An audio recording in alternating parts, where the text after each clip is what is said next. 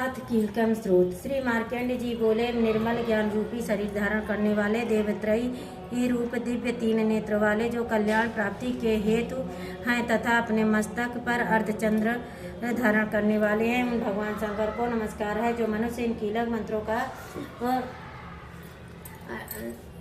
मंत्रों का वो जानता है, वही पुरुष कल्याण को प्राप्त होता है। जो अन्य मंत्रों को जप कर केवल सप्तशती स्रोत से ही देवी की स्तुति करता है, उसको इससे ही देवी की सिद्धि हो जाती है।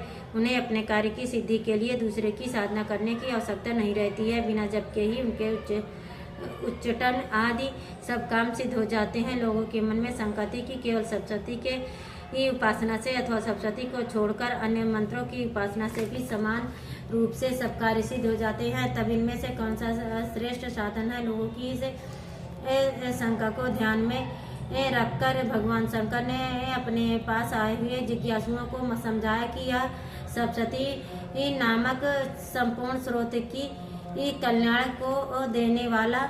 इसके पश्चात भगवान शंकर ने चंडिका के सप्तशती नामक स्रोत को गुप्त कर दिया। अतः मनुष्य इसको संपूर्ण बड़े पूर्ण किससे प्राप्त करता है। जो मनुष्य कृष्ण पक्ष की 14 अथवा अष्टमी को एकाग्रचित होकर देवी को अपना सर्वस्व समर्पित कर देता है और फिर उसे प्रसाद रूप में ग्रहण करता है, उस पर दुर्गा प्रसन्न होती हैं, अन्यथा नहीं। इस प्रकार देवी सिद्धि की प्रतिबंधक रूप से कीलक के द्वारा भगवान शंकर ने इस स्रोत को कीलित कर रखा है। जो पुरुष इस सप्तशती की निष्कीलन को करके नित्य पाठ करता है, वह सिद्ध हो जाता है। वही देवी ही देवों को पार्षद होता है, वह गंधर्व होता है। सर्वत्र विचरते रहने पर भी उस मनुष्य को इस संसार में कोई नहीं डर सकता। इस संसार में कहीं कोई डर नहीं होता।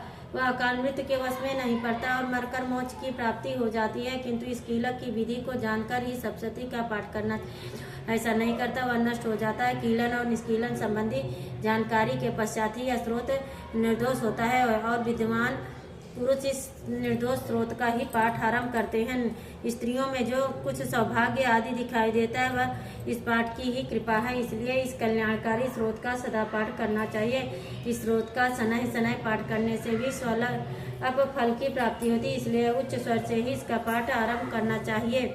जिस देवी के प्रसाद से ऐश्वर्य, सौभाग्य, आरोग्य, संपत्ति, शत्रुनाश तथा परम मोक्ष की प्राप्ति है, उस देवी की स्तुति मनुष्य को अवश्य ही करनी चाहिए। इत कीलकम स्रोत समाप्तम। दुर्गा सप्तशती। ओम नमः चंडिकाय। पहला अध्याय। महर्षि ऋषि का राजा सुरथ और समाधि को देवी की महिमा बताना। महर्षि मार्कंडेय जी बोले,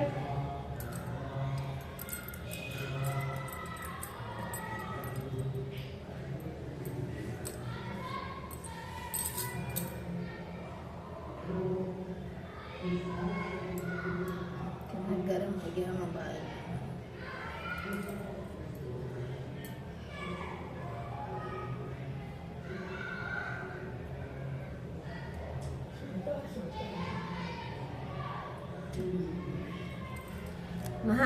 महर्षि मार्कंडेय जी बोले, सूर्य के पुत्र सरवणी की उत्पत्ति की कथा विस्तार पूर्वक कहता हूँ, सुनो। सरवणी महामाया की कृपा से जिस प्रकार महांतर के स्वामी हुए, उसका